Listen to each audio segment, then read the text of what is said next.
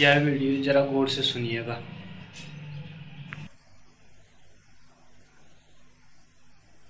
पहला प्रश्न। कल आपने कहा कि जो सहज है वही भक्त है, वही भक्ति है। पर हमारे जीवन में तो सोना खाना, काम क्रोध, लोभ मोह, मनोरंजन आदि ही सहज है। कृपा करके कहिए कि ये सब किस भांति भक्ति कहे जा सकते हैं। बीज भी सहज है, फूल भी सहज है। बीज की यात्रा फूल तक वह भी सहज है, लेकिन बीज अगर बीज होने पर ही रुक जाए तो वह रुक जाना सहज नहीं। जहां अवरोध है, जहां रुकावट है, जहां यात्रा टूट गई, जहां मार्ग मंजिल से नहीं जुड़ता, वहीं असहज हो गया कुछ। बीज बढ़ता रहे, बीज में कुछ बुराई नहीं। बीज में ही छिपा है फूल, बीज में ही छुपी है सुगंध, बीज में ही छुपा है सौंदर्य। लेकिन छुपा ही न रह जाए, प्रकट हो, अभिव्यक्त हो, नाचे। मनुष्य जिन चीजों को साधारणता जीता है वे सब सहज है। खाना पीना, काम क्रोध, लोभ मोह, मगर बीज की भांति। वहीं रुक गए तो अड़चन हो जाएगी, वहीं रुक गए तो भक्ति खो गई। भक्ति है भगवान तक की यात्रा। वहां से चले उसे पड़ाव समझो, मंजिल मत बनाओ। थोड़ी देर रुकना भी पड़े तो रुक जाओ, मगर सदा के लिए ना रुक जाओ। बढ़ते रहो, आगे बढ़ते रहो। और तुम चकित होगे जानकर कि अगर रुक गए तो आदमी जीने लगता खाने पीने के लिए, और अगर बढ़ते रहे तो आदमी खाता पीता जीने के लिए, और दोनों में जमीन आसमान का फर्क हो गया। अगर रुक गए तो काम काम ही रह जाता, अगर बढ़ते रहे तो काम से ही राम का जन्म होता है। काम बीज है राम का। अगर रुक गए तो क्रोध क्रोध रह गया और तुम्हें सड़ा डालेगा। बीज रुकेगा तो सड़ेगा, बीज रुकेगा तो बीज भी नहीं रह सकेगा। आज नहीं कल राख रह जाएगी। बीज बढ़े तो ही बच सकता है। बीज बड़ा हो, फैले, विराट बने, फूल आए, फल आए, एक बीज में 1000 बीज आए तो बीज बचेगा। क्रोध बीज है, अगर रुक जाए तो सड़ जाओगे, नरक बन जाएगा। अगर आगे बढ़ जाए तो क्रोध से ही करुणा का जन्म है। क्रोध तुम्हारी ऊर्जा है, राह नहीं पाती तो भटक जाती, तुम्हारे भीतर ही भीतर घूमती है, द्वार नहीं पाती तो तुम्हें तोड़ डालती है। द्वार मिल जाए, सम्यक मार्ग मिल जाए तो क्रोध ही करुणा बन जाएगी। जीवन जहां है अभी निश्चित ही सहज है। मैं तुमसे यह अधिकार पूर्वक कहना चाहता हूं कि खाना पीना सहज है, सोना उठना बैठना सहज है, काम क्रोध सहज है, मनोरंजन सहज है। बस यहां रुक मत जाना। मनोरंजन पर रुक गए तो खिलौनों से ही खेलते रहे, असली बात शुरू ही ना हुई। मनोरंजन में क्या रस है? यही ना कि थोड़ी देर को मन भूल जाता है। किस बात को मनोरंजन कहते हो? फिल्म देखी कि नाच देखा कि गीत सुना कि थोड़ी देर को उलझ गए, तल्लीन हो गए, थोड़ी देर को मन विस्मृत हो गया, इसी को मनोरंजन कहते हो। यही आगे बढ़े, तो एक दिन तुम ऐसी जगह पहुंच जाओगे जहां मन सदा के लिए विस्मृत हो जाता है, मनोखंजन हो जाता है, मनोभंजन हो जाता है। उस दिन परम आनंद है। उसी मनातीत अवस्था का नाम भक्ति है, या ध्यान है, या समाधि है। मनोरंजन पर रुकना मत, मनोरंजन को समझो, पहचानो, सारसूत्र गहो, उसमें से निचोड़ लो कि बात क्या है। मनोरंजन में मैं क्यों इतना डूब जाता हूं, किस लिए ये आकांक्षा, किस लिए बार बार चाहता हूं कुछ हो जिसमें तल्लीन हो जाऊं। अपने से ऊब गए हो इसलिए कहीं डूबना चाहते हो, मगर जहां डूबते हो चुल्लू भर पानी में, वहां डूब पाओगे। फिल्म कितनी देर डुबाएगी, और नाच कितनी देर भुलाएगा, और शराब कितनी देर मस्ती रखेगी। जल्दी ही मस्ती टूट जाएगी, जल्दी ही सिनेमा ग्रह के बाहर निकल आओगे। ज्यादा देर संगीत भरमाएगा नहीं, फिर अपनी जगह वापस पहले से भी बदतर हालत में, क्योंकि थोड़ी देर को जो मन भूल गया था, इसने सुख की एक झलक भी दे दी। अब दुख और बड़ा होकर दिखेगा, तुलना में और कठिन होकर दिखेगा। देखा नहीं कभी राह से गुजरते हो रात, अंधेरी रात, और एक तेज कार पास से गुजर जाती है पूरे प्रकाश को आंखों में डालते हुए, फिर उसके बाद रास्ता और अंधेरा हो जाता है। पहले कुछ सूझता भी था, अब कुछ भी नहीं सूझता। थोड़ी देर को तो तुम बिल्कुल अंधे हो जाते। जीवन में दुख है, शराब पी ली, थोड़ी देर के लिए दुख विस्मृत हुआ, लेकिन कब तक डूबोगे? थोड़ी देर बाद वापस लौटना ही होगा। शराब शाश्वत हो जाए तो परमात्मा मिल गया। शाश्वत शराब का नाम ही परमात्मा है कि जिसमें डूबे तो डूबे, फिर लौटे नहीं। चुल्लू भर पानी में न डूब सकोगे, कुल्हड़ों में नहीं डूब सकोगे, सागर चाहिए। समझदार व्यक्ति अपने जीवन की सामान्यता में से खोज करता है, जांच करता, परख करता है, सूत्र पकड़ता है कि मनोरंजन में राज क्या है। फिर मनोरंजन का राज समझ में आ गया तो वो सोचता है कि अब मैं कैसे उस दशा को खोजूं जहां मन सदा के लिए खो जाए, एक बार की छुटकारा हो इससे, फिर लौट के मिलन ना हो। लेकिन अभी तुम जैसे जीते हो वह एक अंधी आदत है, उसमें होश नहीं, उसमें विचार नहीं, उसमें विवेक नहीं, उसमें बोध नहीं। सांस लेना भी कैसी आदत है, जिए जाना भी क्या रवायत है। कोई आहट नहीं बदन में कहीं, कोई साया नहीं है आंखों में, पांव बेहल है, पांव बेहिस है, चलते जाते हैं।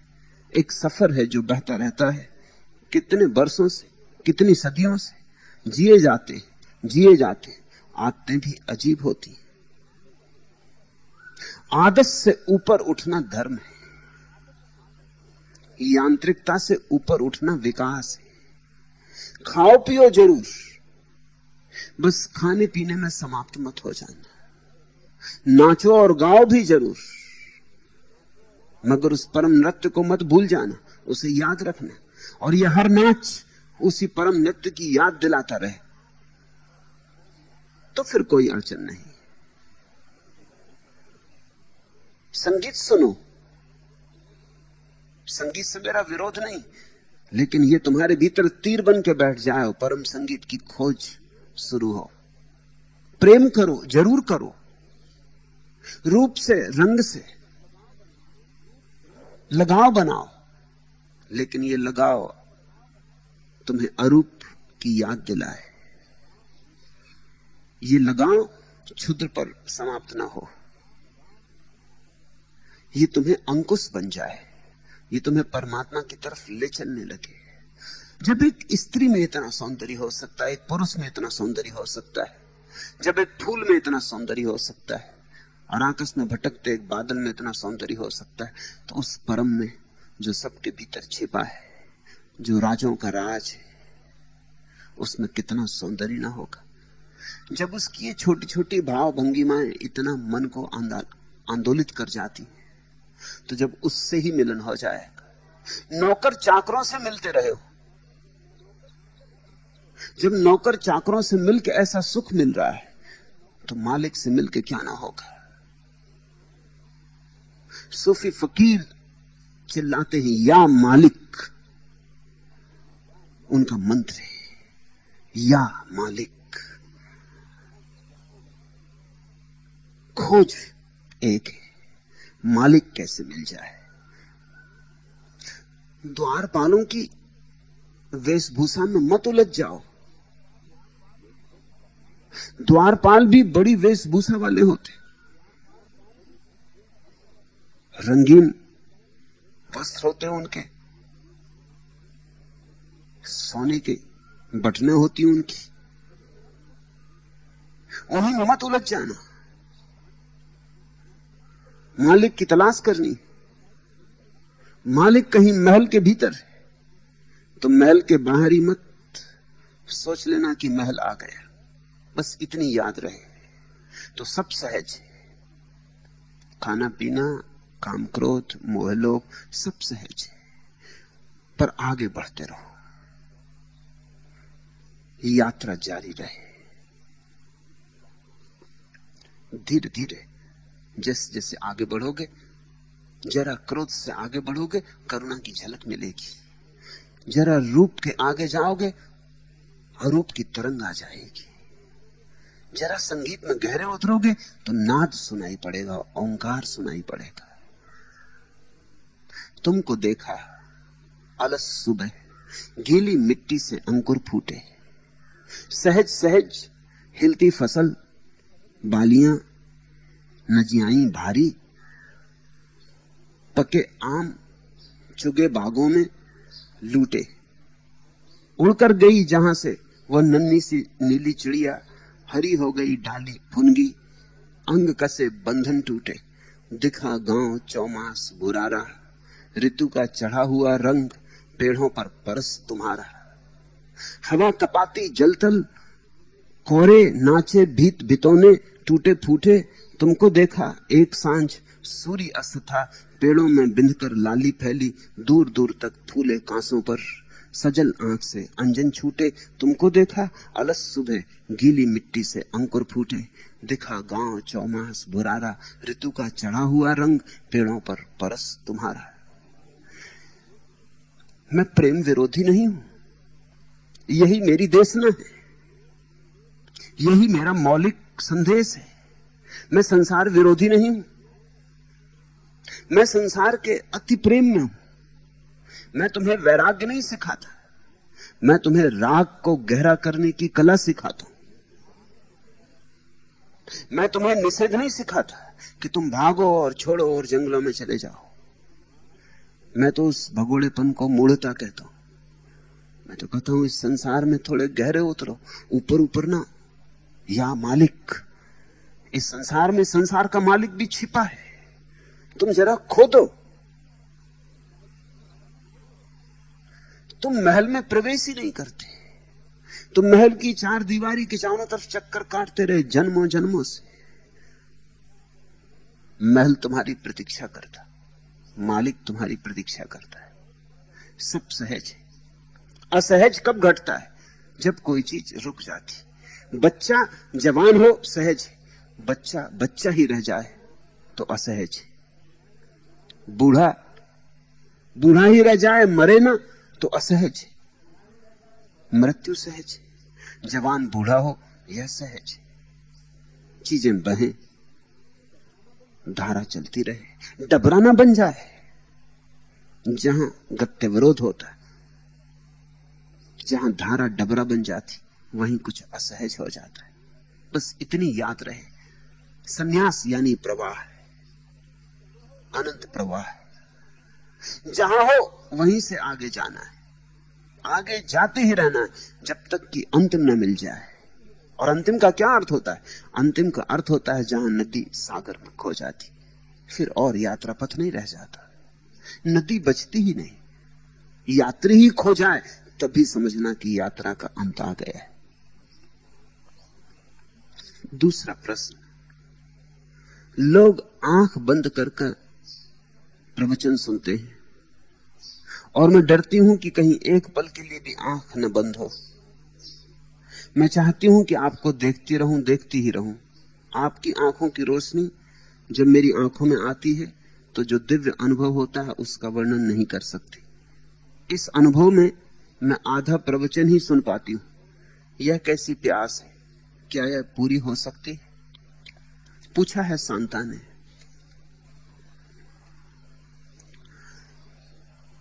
दुनिया में दो तरह के लोग हैं, एक जो कान से जीते हैं और एक जो आंख से जीते हैं।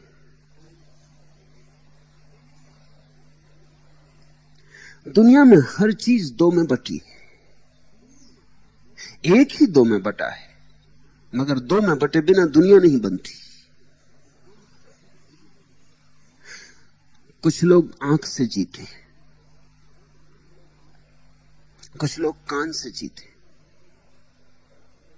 जो कान से जीते हैं वे मुझे आंख बंद करके सुनना पसंद करेंगे। उनका रस, उनका मुझसे संबंध कान से जुड़ेगा। जो आंख से जीते हैं वो आंख बंद ना कर पाएंगे। आंख बंद करेंगे तो उन्हें लगेगा कुछ खोया। कान उनके लिए पर्याप्त नहीं होगा। वे आंख से ही पिएंगे, वे आंख से ही सुनेंगे। आंख ही उनका द्वार है। जो तुम्हें सहज हो वैसा ही करना। अगर आंख खोले रखने में ही रस आता हो तो फिक्र छोड़ो प्रवचन की। आधा सुना कि नहीं सुना चिंता ना करो। आधे से ज्यादा जो चूक गया है उससे ज्यादा तुम्हें आंख से मिलेगा। अपनी प्रकृति को समझो। दूसरे आंख बंद करके सुन रहे हैं, इसकी नकल में मत पड़ना। नकल अक्सर भ्रांति में डाल देती, हानि में पहुंचा देती। कभी किसी की भूल के नकल मत करना। जो आंख बंद करके सुन रहा है उसे उसी में रस होगा। उससे मेरा संबंध ध्वनि का है। उसके हृदय का द्वार उसके कान से जुड़ा है, तुम्हारे हृदय का द्वार तुम्हारी आंख से जुड़ा है।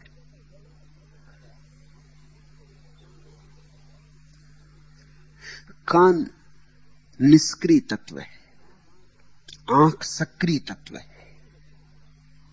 जो व्यक्ति बहुत सक्रिय होते उनकी आंख केंद्र होती जीवन की। सक्रिय व्यक्ति आंख से जुड़ेगा। फर्क समझ रहे हो? जब तुम कान से सुनते हो तो कान कुछ भी नहीं करता। मैं बोलूंगा तो तुम्हारे कान तक पहुंचेगा, कान ग्राहक होगा। कान सुनने मेरे होठों तक नहीं आ सकता। कान प्रतीक्षा करेगा अपनी जगह। कान कोई यात्रा नहीं कर सकता। कान सिर्फ ग्राहक यंत्र है। आंख यात्रा करती। जब तुम मुझे देख रहे हो तो तुम्हारी आंख वहां नहीं बैठी, प्रतीक्षा नहीं कर रही मेरे आने की। तुम्हारी आंख मेरे पास आ गई। तुम्हारी आंख ने मुझे छू लिया है। आंख सक्रिय तत्व है। जो भी व्यक्ति सक्रिय है वो आंख से बहेगा। सदा अपने स्वभाव को सुनो, अपने स्वभाव की सुनो और उसके अनुसार चलो। शांता का जीवन आंख में होगा।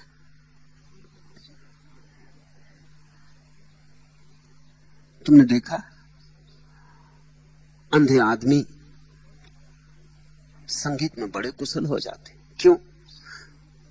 उनकी आंख से बहती सारी ऊर्जा आंख से तो बह नहीं सकती, इसलिए कान में ही समाविष्ट हो जाती। उनकी आंख और कान संयुक्त हो जाते कान में।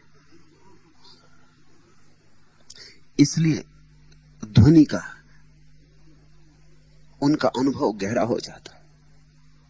अंधा आदमी जिस प्रगाढ़ता से सुनता है आंख वाला कभी सुनता ही नहीं, सुन ही नहीं सकता, क्योंकि उसकी ऊर्जा कुछ तो बटी ही रहती, कुछ आंख में कुछ कान में। शांता की भी वही गति होगी, इसलिए आधा प्रवचन चूक जाता है। आधी आंख आधा कान।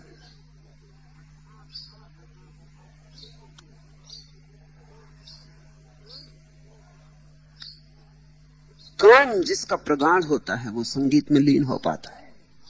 आंख जिसकी प्रगाढ़ होती है वो चित्रकला या मूर्ति कला जैसी बातों में प्रवीण हो पाता है।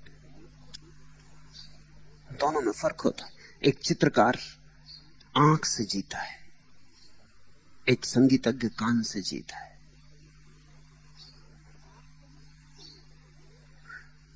आंख से ही मुझे आने दो, जहां से भी द्वार संभव हो सके वहां से मुझे आने दो। और तुम इसकी फिक्र मत करो कि दूसरे आंख बंद करके सुन रहे हैं तो ज्यादा पा रहे होंगे। वे कान से पा रहे हैं, तुम आंख से पाओगी। अपने ही अनुसार जियो, सदा अपने अनुसार जियो और कभी हानि नहीं होगी। भूल के भी अनुकरण मत करना, अनुकरण गड्ढे में ले जाएगा।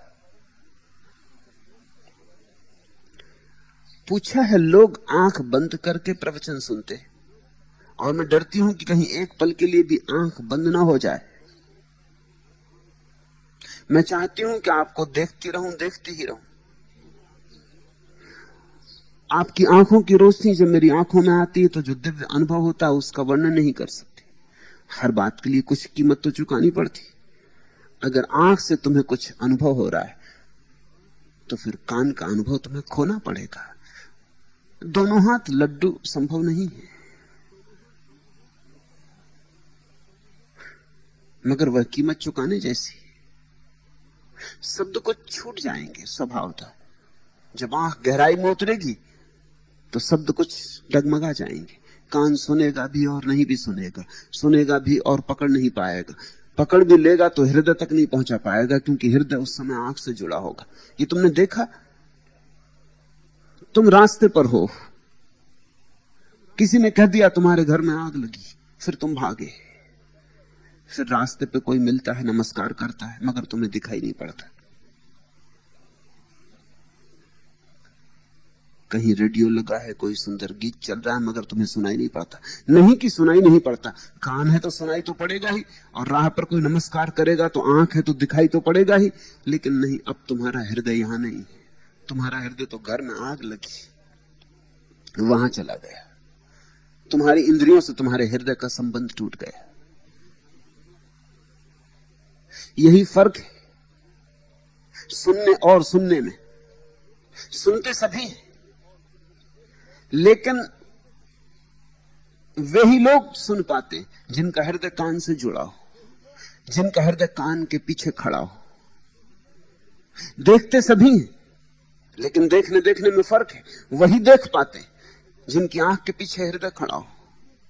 छूते सभी हैं, छूने छूने में फर्क है। वही छू पाते हैं जिनके छूने में हृदय पीछे खड़ा हो। जिस इंद्री से हृदय जुड़ जाता है वही इंद्री अनुभव लाती। तो जो सहज हो रहा है होने दो, आंख से ही चलो। इस अनुभव में मैं आधा ही प्रवचन सुन पाती, पूरा भी जाए तो जाने दो। शब्द से तुम्हारी संपदा नहीं बढ़ेगी, तुम्हारी संपदा आंख के अनुभव से बढ़ेगी, तुम्हारी संपदा दर्शन से बढ़ेगी। यह कैसी प्यास है, क्या यह पूरी हो सकती? प्यास होती ही इसलिए है कि पूरी हो। प्यास के पहले प्यास की पूर्ति का साधन है। देखते नहीं, मां के पेट में बच्चा आता है, बच्चा पैदा हुआ कि मां की छाती दूध से भर जाती। अभी बच्चा पैदा हुआ है, अभी बच्चे ने मांग भी नहीं की है कि मुझे भूख लगी। बच्चे के आगमन के पहले दूध आ गया है।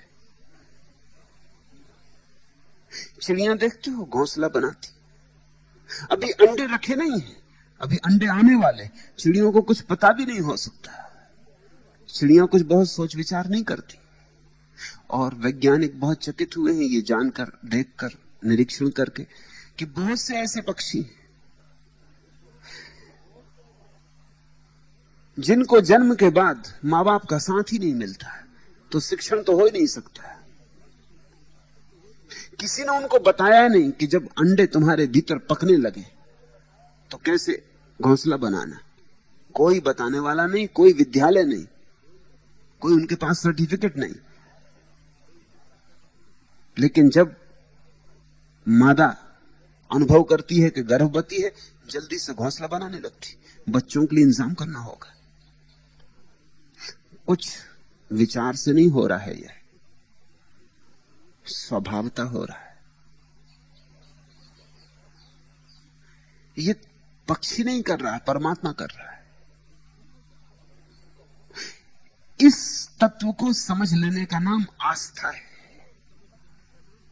इस तत्व में निमज्जित हो जाने का नाम आस्था है कि जब प्यास है तो जल स्रोत कहीं मौजूद होगा, तभी प्यास है। प्यास सबूत है इस बात का कि जल स्रोत होगा, नहीं तो प्यास होती ही नहीं। इस जगत में कोई भी बात असंगत नहीं है। यहां एक बड़ी गहरी संगति है।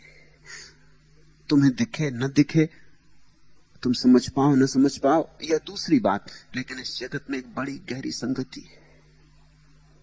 सब जुड़ा है। यह प्यास है तो जरूर पूरी होगी।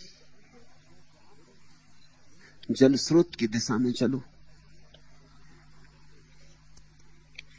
सच तो यह है कि प्यास परिपूर्ण हो जाए तो उसकी परिपूर्णता में ही तृप्ति हो जाती। प्यास का पूर्ण हो जाना ही जल स्रोत का आगमन है। आग में जल पर धुआं बनकर न लौ पर छा। प्यार है ज्वाला, इसे जी से लगाए जा। बैकली को कल समझ, अभिशाप को वरदान है। यही उत्सर्ग व्याकुल प्राण की पहचान। जग समझ पाया न हसमुख पत्थरों का मोल, किंतु फिर भी तू न अंतस की मिटन को खोल। दाह वह कैसा न जो परितप्त कर दे प्राण, वह त्रसा कैसी न जिसमें सूख जाए गान। प्यार कर लेकिन प्रणय की रागनी मत गा, आग में जल पर धुआं बनकर न लो पर छा। प्यास पूर्ण हो जाए तो वही परितोष है, वही परितृप्ति है। दाह वह कैसा न जो परितप्त कर दे प्राण। इस प्यास में और आहुति डालो, इस प्यास में प्राणों को और समर्पित करो। ये प्यास तुम्हारे रोए रोए को पकड़ ले।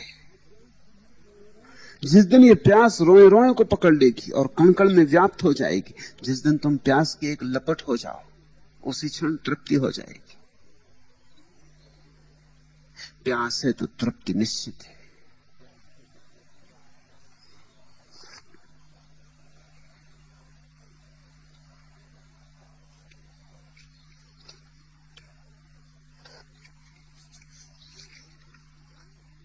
तीसरा प्रश्न, यह मन पंछी बहुत ऊंची उड़ानें भरता है लेकिन पहुंचता कहीं नहीं। मैं अपने को वहीं पाता हूं जहां। प्रभु इस पर कुछ कहने की अनुकंपा करे। मन यानी कल्पना।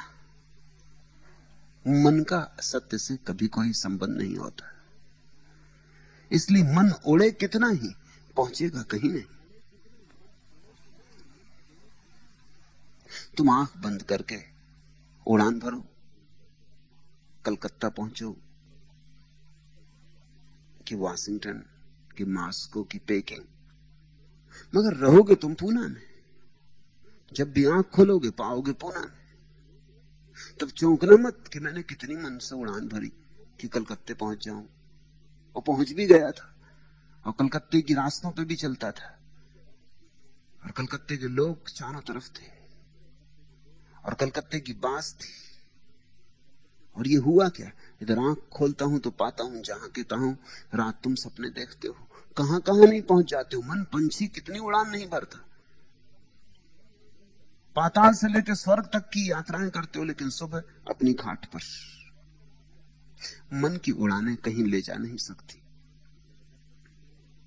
मन पे भरोसा छोड़ो, मन के भरोसे नहीं भटकाया है। और मजा यह है कि अगर मन की उड़ानें छूट जाएं, अगर मन बिल्कुल छूट जाए, मन से श्रद्धा टूट जाए कि ये कहीं ले जाता नहीं, ये सिर्फ आश्वासन देता है, लेकिन कोई आश्वासन कभी पूरे नहीं करता। कौन से आश्वासन मन ने पूरे किए? हर बार धोखा दिया है। लेकिन अजीब है तुम्हारा भरोसा इस मन में, धोखे पे धोखे दिए जाता है, फिर भी तुम भरोसा किए चले जाते हो। मन बड़ा कुशल है तुम्हें राजी कर लेने में। मन कहता है कल नहीं हो पाया, लेकिन आने वाले कल होगा। आज तक नहीं कर पाया, कोई बात नहीं, एक मौका और तुम आशा से भरे एक मौका और देते हो। ऐसे ही तुम मौके दिए चले जाते हो और मन पक्षी काफी उड़ाने भरता है, और इन्हीं उड़ानों में तुम्हारी जीवन ऊर्जा व्यर्थ जा रही है। ध्यान रखना, जब तुम स्वप्न देखते हो तब भी तुम्हारी जीवन ऊर्जा व्यर्थ जा रही है। स्वप्न में भी जीवन ऊर्जा नष्ट होती है, विचारों की तरंगों में भी जीवन ऊर्जा नष्ट होती है। यही जीवन ऊर्जा अगर कहीं ना जाए, मन और विचार के छिद्रों से बाहर न जाए, तुम इस ऊर्जा को अपने भीतर ही संभाल लो। उस संभालने का नाम संयम है। जैसे कोई मटकी छेद वाली हो और पानी बाहर बहता रहे, रिसता रहे और खाली हो जाए, ऐसी तुम्हारी दशा है।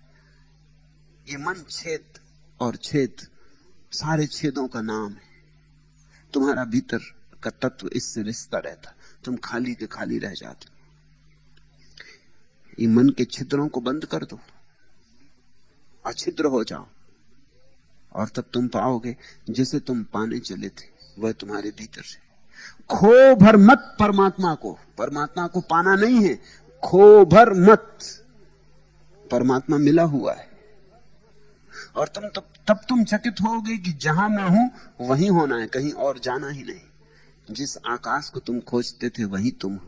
मन ने तुम्हें भरमाया और भटकाया, मन तुम्हें अपने से दूर ले गया, मन तुम्हें स्वयं की सत्ता से तोड़ता रहा। मन का मतलब ही यह होता है, जहां तुम हो वहां नहीं होने देता। समझो तुम यहां बैठे मुझे सुन रहे हो, लेकिन मन हो सकता है बाजार में पहुंच गया हो, दुकान पे बैठ गया हो, काम धंधा शुरू कर दिया हो। तुम यहां बैठे हो और मन यहां नहीं। तुम जहां होते हो मन वहां से भाग जाता है। यही मन की जो सतत भ्रमणा है, यही भ्रमणा छूट जाए, तुम जहां हो वहीं पूरे के पूरे हो जाओ समग्रता में, तो क्या पाने को है? तुम परमात्मा में विराजमान हो। तुम कभी वहां से क्षण भर को भी हटे नहीं हो। इंच भर को भी तुम्हारे बीच और परमात्मा के बीच कभी फासला नहीं हुआ। सिर्फ मन तुम्हें दूर दूर भटकाया, दूर दूर दौड़ाया, और मजा ये कि दौड़ाता है, पहुंचाता कहीं भी नहीं। तुम कहते ही यह मन पक्षी बहुत ऊंची उड़ाने भरता है। ऊंची भरे कि नीची, इसकी उड़ान में कुछ भी सार नहीं, सब कल्पना जाल है, लेकिन पहुंचता कहीं नहीं। ठीक समझ में आई बात तुम्हें? तो अब इस मन पक्षी को और ज्यादा सहायता मत दो। अब और ना उड़ाओ ये पतंगे, ये कागज की नावें और ना चलाओ, ये झूठे दिए और ना जलाओ, ये ताश के घर और ना बनाओ। अब मन को विदा दे दो, अलविदा दे दो, हाथ जोड़ के नमस्कार कर लो, आखिरी जयराम जी कर लो, और जैसे हो वैसे ही रह जाओ। अन्यथा होने की कोई जरूरत भी नहीं। जो हो वही ठीक है, जहां हो वही ठीक हो। जैसे ही तुम राजी हो जाओगे जो हो उससे, जैसे हो उससे, जहां हो उससे, तुम्हारे जीवन में संतोष की वर्षा हो जाएगी, मेघ बरस जाएंगे आनंद के।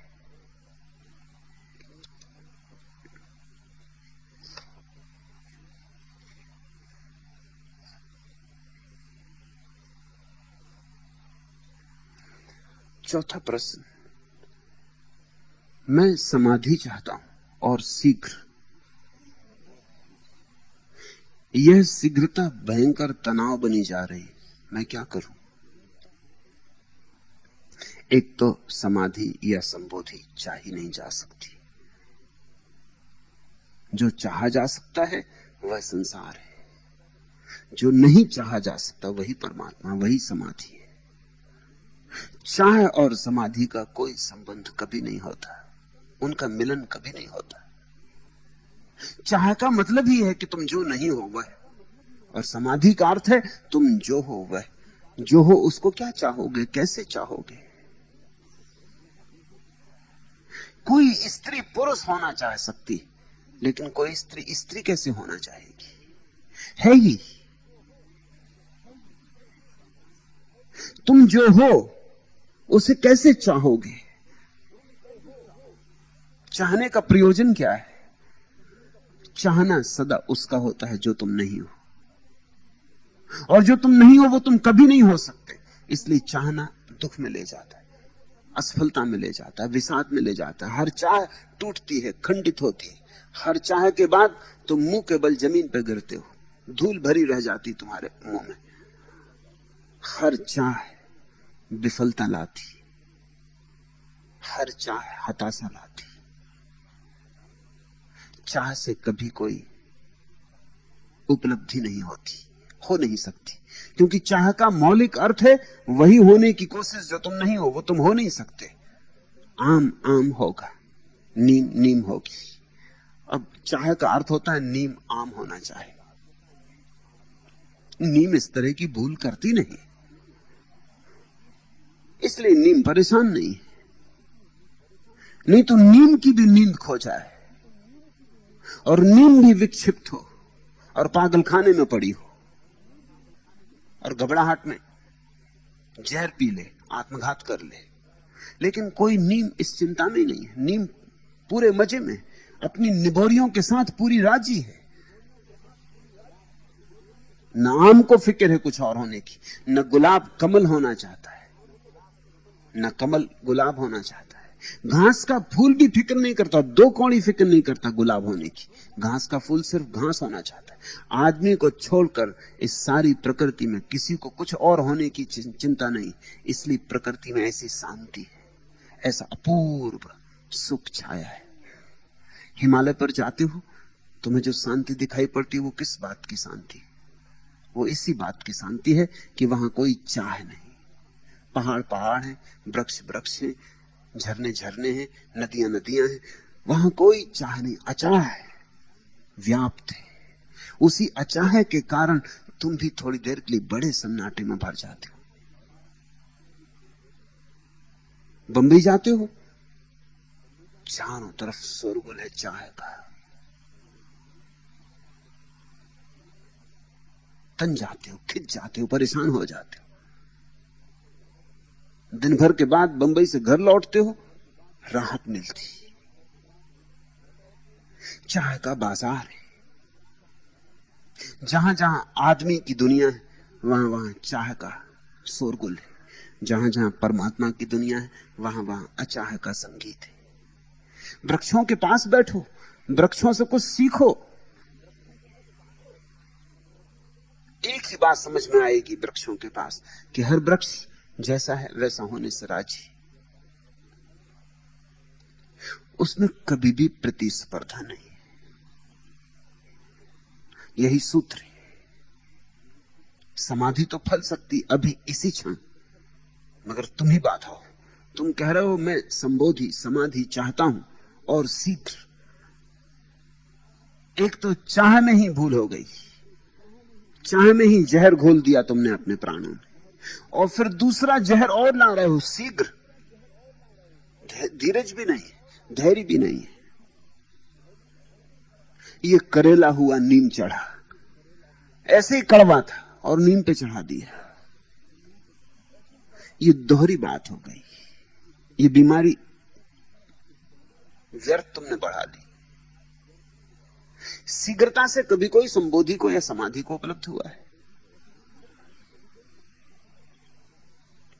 वहां तो वे ही पहुंचते जो अनंत प्रतीक्षा करने को राजी, जो कहते हैं आज तो आज, कल तो कल, परसों तो परसों, इस जन्म में तो इस जन्म में, अगले जन्म में तो अलग जन्म में, और अगर कभी नहीं तो कभी नहीं।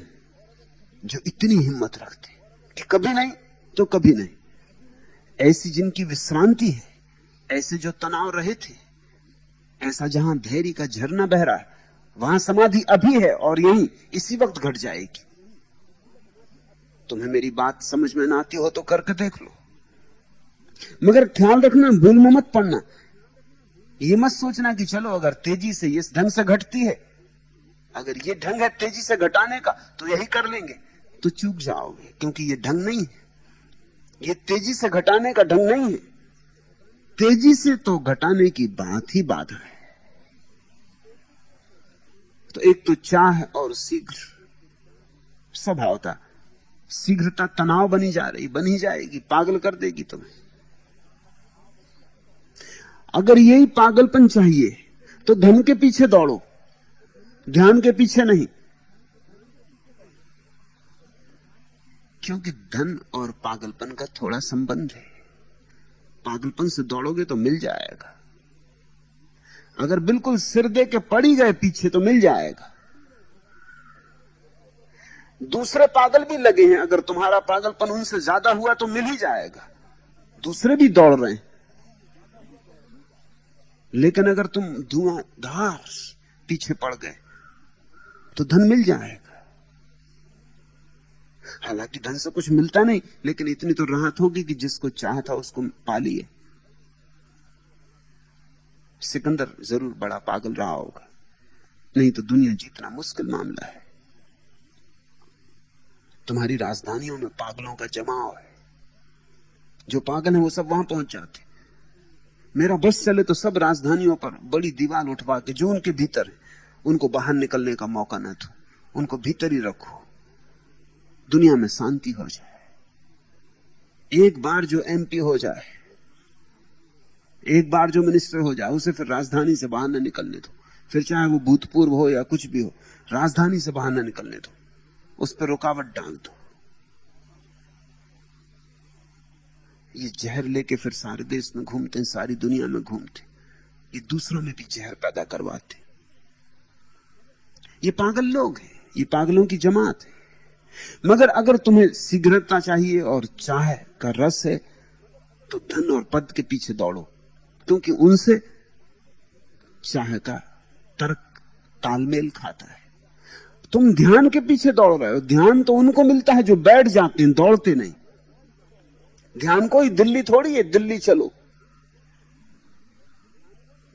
ध्यान के लिए कहीं जाने की जरूरत नहीं, यहीं आंख बंद करो, यहीं हल्के फुल्के होके बैठ जाओ, यहीं राजी हो जाओ अपने से, यहीं स्वीकार कर लो जैसा है जो है। इंच भर भी विरोध न रखो, सहज भाव से जीने लगो, अपने आप घट जाएगी समाधि। तुम्हें उसका हिसाब रखने की भी जरूरत नहीं है।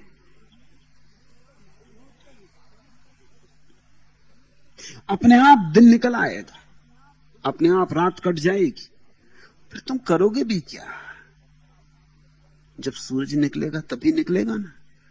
तुम्हारे शोरगुल मचाने से, दंड बैठक लगाने से, प्राणायाम साधने से सूरज निकलने वाला नहीं। सूरज जब निकलेगा तब निकलेगा। तुम मजे से सो रहो, जितनी देर नहीं निकला है इतनी देर विश्राम कर लो, जब निकलेगा तो फिर काम धाम के दिन आएंगे। तुम कहते हो समाधि चाहिए, जिनको समाधि मिल गई उनसे तो पूछो। जब समाधि मिल जाती तो फिर बांटो उसे। जाग गए अब जगाओ औरों को। हजार झंझटें आती मेरी मानो, जब तक नहीं मिली तब तक शांति से विश्राम कर लो थोड़ी देर और, भगवान को धन्यवाद दो। दिन निकलने दे, जरा सा दिन निकलने दे। रास्ते आधे अधूरे से दिख रहे जो तानपूरे से, तार में सरगम संभलने दे। थम, जरा सा दिन निकलने दे। राग जब आकार पाएगा स्याह घेरा टूट जाएगा, खून स्याही में उबलने दे। थम, जरा सा दिन निकलने दे। उंगलियां खुद तार को छूकर व्योम को ले आएंगी भू पर, घाटियों को आंख मलने दे। थम, जरा सा दिन निकलने दे। जल्दी ना करो, दिन अपने से करीब आ रहा है। सुबह अपने से होती, आदमी के किए कुछ भी नहीं होता, करने वाला कर रहा है। जब रात हो तो सो रहो, और जब दिन हो तो काम में लग जाओ। जब समाधि मिलेगी तो बांटना पड़ेगा, बड़ा काम आ जाएगा सिर पर।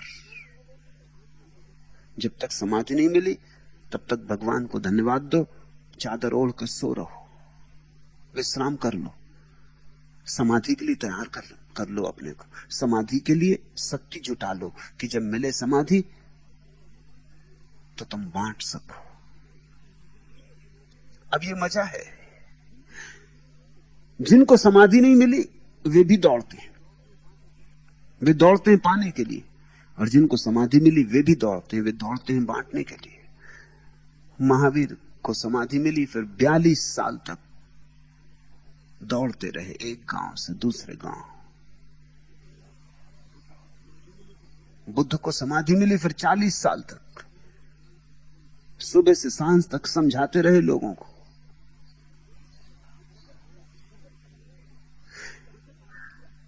जगत का क्रियाकलाप चलता ही रहता है। अज्ञानी भी क्रिया में होता है, ज्ञानी भी क्रिया में होता है। फर्क इतनी होता है, अज्ञानी पाने की क्रिया में होता है, ज्ञानी देने की क्रिया में होता है। फर्क बड़ा है।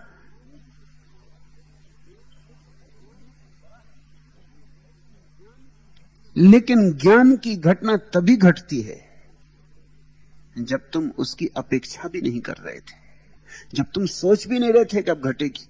आकस्मिक घटती है, अनायास घटती। एक दिन अचानक तुम पाते हो कि तुम्हें किसी ताजी हवा ने घेर लिया, कोई सूरज उगा, कोई किरण उतरी, कोई गीत बजने लगा, कोई तार छिड़ गया। उंगलियां खुद तार को छूकर व्योम को ले आएंगी भू पर। घाटियों को आंख मलने दे, थम, जरा सा दिन निकलने दे। संबोधि को चाहो मत, समाधि को चाहो मत, चाहे बाधा है। फिर शीघ्रता तो भूल के मत करना। समाधि कोई मौसमी फूल का पौधा नहीं है कि अभी बोया और 2-4-8 दिन में अंकुर निकल आए और 2-3 सप्ताह में फूल आ गए, मगर 5-6 सप्ताह में गए भी, आए भी और गए भी, पीछे कुछ ना बचा। समाधि तो विराट वृक्ष है, समय लेगा, धीरज मांगेगा, प्रतीक्षा चाहेगा, धीरे धीरे बढ़ेगा। तभी तो चांतारों से बात हो सकेगी, तभी तो हवाओं से मुलाकात हो सकेगी, तभी तो आकाश में फैल के खड़ा हो सकेगा। समाधि है पृथ्वी का आकाश से मिलन। ये बड़ी घटना है, इससे बड़ी और कोई घटना नहीं। ये घटना इतनी बड़ी है कि तुम्हारी छोटी सी चाह में नहीं समा सकती। चाह तो चम्मच जैसी है और ये घटना सागर जैसी। मैंने सुना है अरस्तु एक दिन सागर के किनारे टहलने गया और उसने देखा एक पागल आदमी, पागल ही होगा अन्यथा ऐसा काम क्यों करता, एक गड्ढा खोद लिया है रेत में और एक चम्मच लिए हुए दौड़ के जाता है, सागर से चम्मच भरता है, आके गड्ढे में डालता है, फिर भागता है, फिर चम्मच भरता है, फिर गड्ढे में डालता है। अरस्तु घूमता रहा, फिर उसकी जिज्ञासा बढ़ी, फिर उसने अपने को रोकना संभव नहीं हुआ। सज्जन आदमी था, एकदम से किसी के काम में बाधा नहीं डालना चाहता था, किसी से पूछना भी तो ठीक नहीं, अपरिचित आदमी से, ये भी तो एक तरह का दूसरे की सीमा का अतिक्रमण है। मगर फिर बात बहुत बढ़ गई, उसका भागदौड़ इतनी जिज्ञासा भर गई कि मामला क्या, ये कर क्या रहा है। पूछा कि मेरे भाई करते क्या हो। उसने कहा क्या करता हूं, सागर को उलीझ कर रहूंगा, इस गड्ढे में ना भर दिया तो मेरा नाम नहीं। अरस्तु ने कहा कि मैं तो कोई बीच में आने वाला नहीं हूं, मैं कौन हूं जो बीच में कुछ कहूं, लेकिन ये बात बड़े पागलपन की, इस चम्मच से तू इतना बड़ा विराट सागर खाली कर लेगा, जन्म जन्म लग जाएंगे फिर भी ना होगा, सदियां बीत जाएंगी फिर भी ना होगा, और इस छोटे से गड्ढे में भर लेगा। और वो आदमी खिलखिला के हंसने लगा और उसने कहा कि तुम क्या सोचते हो, तुम कुछ अन्य कर रहे हो, तुम कुछ भिन्न कर रहे हो, तुम इस छोटी सी खोपड़ी में परमात्मा को समाना चाहते हो। अरस्तु बड़ा विचारक था, तुम इस छोटी सी खोपड़ी में अगर परमात्मा को संभालोगे तो मेरा ये गड्ढा तुम्हारी खोपड़ी से बड़ा है और सागर परमात्मा से छोटा है। पागल कौन है? अरस्तु ने इस घटना का उल्लेख किया है और उसने लिखा है कि उस दिन मुझे पता चला कि पागल मैं ही हूं, और उस पागल ने मुझ पर बड़ी कृपा की। वो कौन आदमी रहा होगा? वो आदमी जरूर एक पहुंचा हुआ फकीर रहा होगा, समाधिस्थ रहा होगा। वो सिर्फ अरस्तु को जगाने के लिए, अरस्तु को चेताने के लिए उस उपक्रम को किया था। नहीं, तुम्हारी चाह तो छोटी है, चाय की चम्मच। इस चाह से तुम समाधि को नहीं पा सकोगे। चाह को जाने दो। और फिर जल्दबाजी मचा रहे हो। जल्दबाजी में तो चम्मच में थोड़ा बहुत पानी आया वो भी गिर जाएगा, अगर ज्यादा भागदौड़ की तो, और ज्यादा जल्दबाजी की। तुमने देखा ना, कभी कभी जल्दबाजी में ये हो जाता, ऊपर की बटन नीचे लग जाती, नीचे की बटन ऊपर लग जाती। सूटकेस में सामान रखना था वो बाहर ही रह जाता, सूटकेस बंद कर दिया, फिर उसको खोला तो चाबी नहीं चलती कि चाबी अटक जाती। तुमने जल्दबाजी में देखा, स्टेशन पहुंच गया, टिकट घर ही रह गई, और बड़ी जल्दी की। जितनी जल्दबाजी करते हो उतने ही अशांत हो जाते हो, जितने अशांत हो जाते हो उतनी संभावना कम है समाधि की।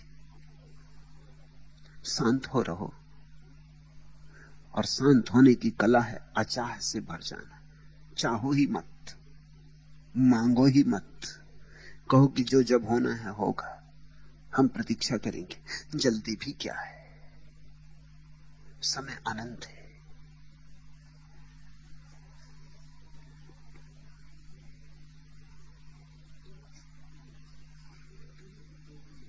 पांचवा प्रश्न, आप कहते हैं कि दो ही मार्ग हैं, भक्ति और ज्ञान, लेकिन आप ना तो भक्ति सिखाते हैं और ना ज्ञान, आप तो ध्यान सिखाते हैं।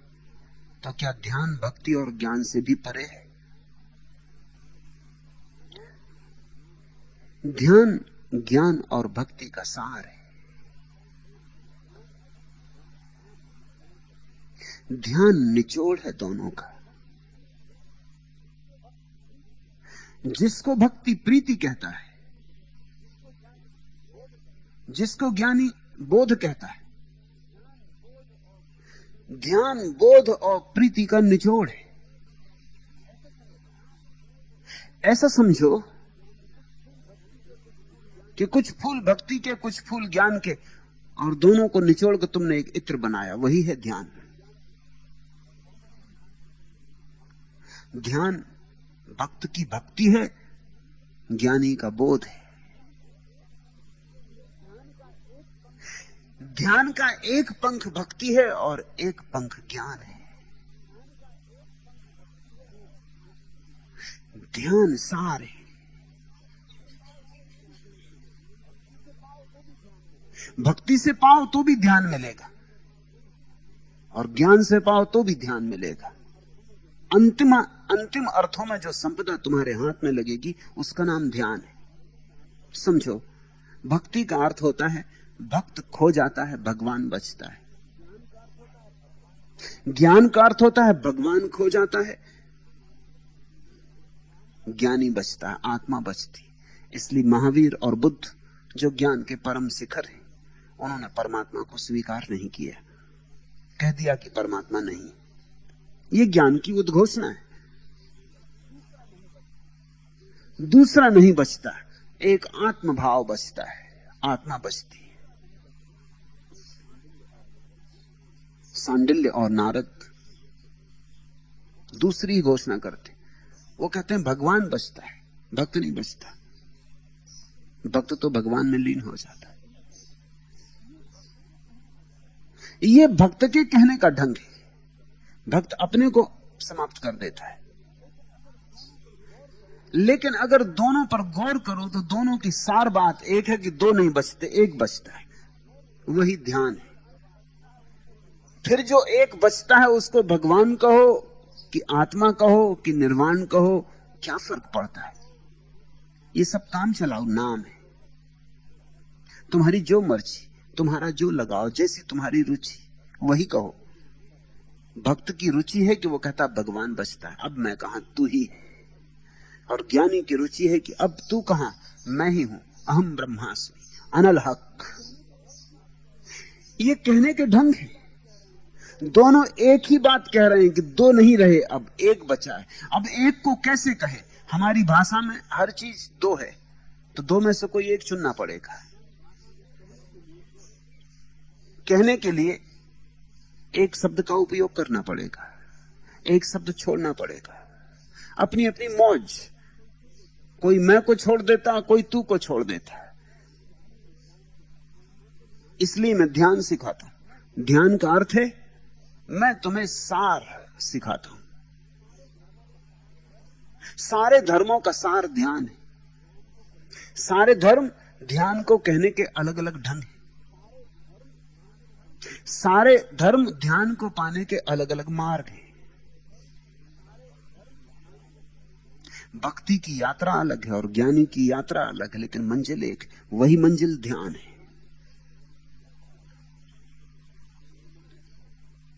ध्यान का क्या अर्थ हुआ? ध्यान का अर्थ हुआ न तो भक्त बचा, न भगवान, न मैं, न तू, सिर्फ बोध बचा, सिर्फ प्रीति बची, गुण बचा, भगवत्ता बची, न भगवान न भक्त। इसलिए मैं ध्यान सिखाता हूं। फिर जो ध्यान सीधा नहीं सीख पाते, उनको या तो मैं भक्ति सिखाता हूं या ज्ञान सिखाता हूं। मेरे मंदिर में सारे धर्मों के द्वार हैं। यह मंदिर किसी एक धर्म का मंदिर नहीं है, यह धर्म का मंदिर है, किसी धर्म का नहीं। इसमें तुम जिस हैसियत से आना चाहो स्वीकार हो, तुम जिस मार्ग से इसे पाना चाहो स्वीकार हो, तुम जिस भाषा का उपयोग करना चाहो स्वीकार हो। और अगर तुम्हारे पास इतनी प्रतिभा है कि तुम सारे मार्गों का निचोड़ इत्र पकड़ सकते हो सीधा सीधा, तो ध्यान पकड़ लो। अगर ध्यान दूर की बात मालूम पड़े, तुम्हारी पकड़ में ना आती हो, तो फिर भक्ति या ज्ञान।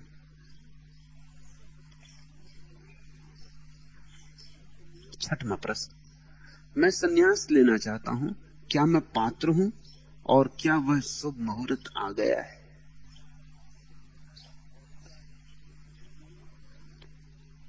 संन्यास लेना मत चाहो। तुम्हारा लिया संन्यास बहुत दूर तक नहीं जाएगा। संन्यास को घटने दो, घटाओ मत। अगर संन्यास के भाव ने तुम्हें पकड़ लिया है तो चल पड़ो, अब सोचो मत। सोच के निर्णय मत लो संन्यास का। सोच विचार के तुम संन्यास लोगे, वह तुम्हारी बुद्धि की निष्पत्ति होगी और फिर तुम्हारी बुद्धि के पार न ले जाएगी, और पार ही जाना है।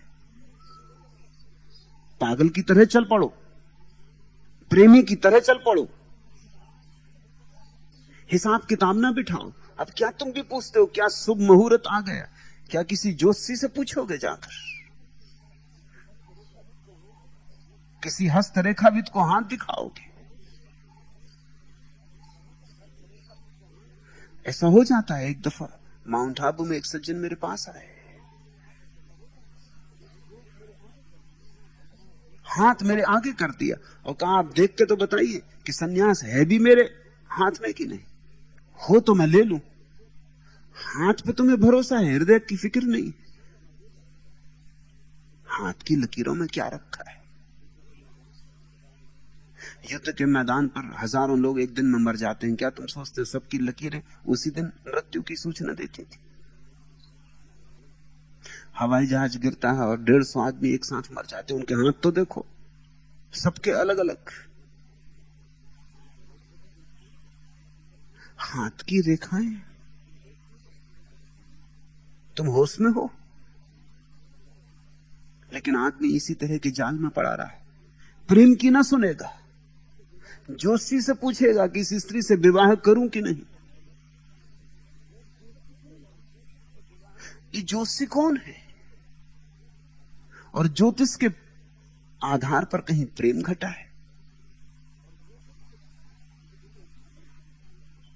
ये तो बड़ी अजीब बात हुई। लेकिन हम इसी तरह जीवन जी रहे हैं। हम अंदर की आवाज नहीं सुनते, हम बाहर से प्रमाण चाहते हैं। तुम पूछते हो मैं संन्यास लेना चाहता हूं, फिर रुको क्यों? फिर कौन रोक रहा है? फिर कौन तुम्हें पकड़ के पीछे खींच रहा है?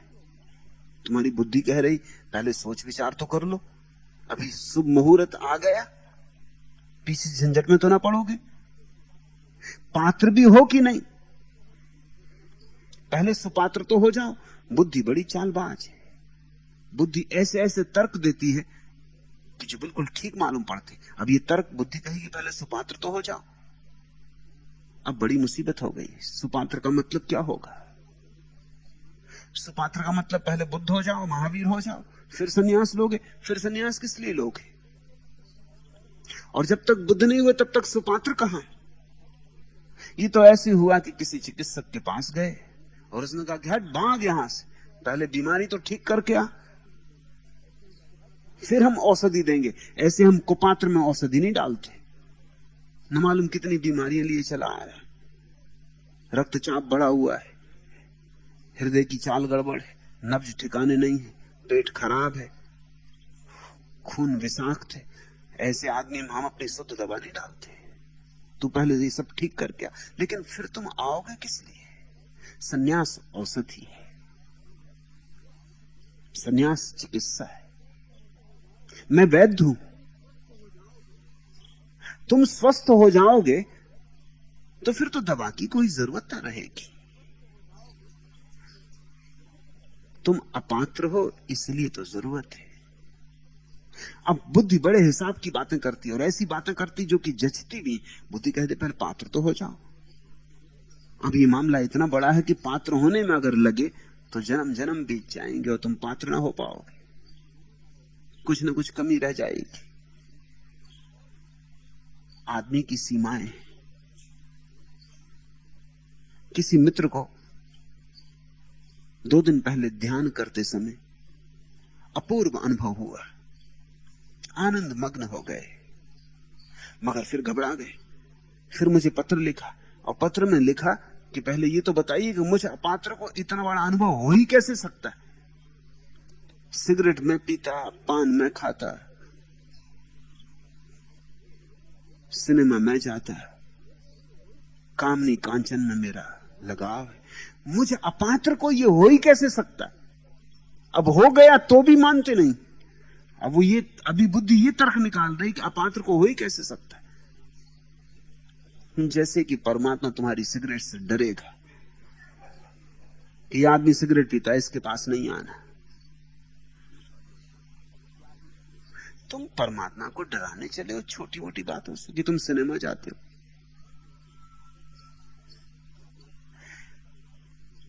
परमात्मा कब आ जाता है अकारण, कब तुम्हें भर देता है, कुछ कहा नहीं जा सकता। इसलिए सांडिल्य कहते हैं प्रसाद। अपात्र से अपात्र में उतर आता है। बस एक ही बात चाहिए कि अपात्र स्वीकार करने को राजी हो, बस उतनी बात चाहिए। द्वार दरवाजे बंद मत कर लेना। जब सूरज की किरण सुबह आती है और तुम्हारे दरवाजे से प्रवेश करती तो वो ये नहीं कहती पहले घर साफ बुहारो, शुद्ध करो, पानी छिड़को। इस धूल भरे घर में मैं नहीं आऊंगा। कपड़े लत्ते धो, स्नान करो, फिर मैं निकलूंगा तुम्हारे लिए। अभी मैं उनके लिए निकला हूं जो स्नान कर चुके हैं, ब्रह्म मुहूर्त में उठे थे। तुम अपात्र अभी बिस्तर में पड़े हो, लेकिन तुम कभी बिस्तर में भी पड़े होते हो, कंबल ओढ़े, और सूरज की किरण आके तुम्हें जगाने लगती तुम्हारे कमरे में। ऐसा ही परमात्मा आता है। तुम्हारी अपात्रता और तुम्हारी पात्रता सब दो कौड़ी की है। तुम्हारी अपात्रता भी दो कौड़ी की है, तुम्हारी पात्रता भी दो कौड़ी की। पात्रता में भी क्या करोगे? कोई आदमी धन के पीछे दीवाना तो कहता मैं अपात्र, और वो धन छोड़ के चला जाएगा जंगल में तो सोचेगा पात्र। और धन में था ही क्या? तुम सोचते हो परमात्मा तुम्हारे सरकारी नोटों में भरोसा करता है? तुम भी नहीं करते, परमात्मा क्या खाक करेगा? तुम्हारे सरकारी नोटों को भरोसा क्या है कब कैंसिल हो जाए,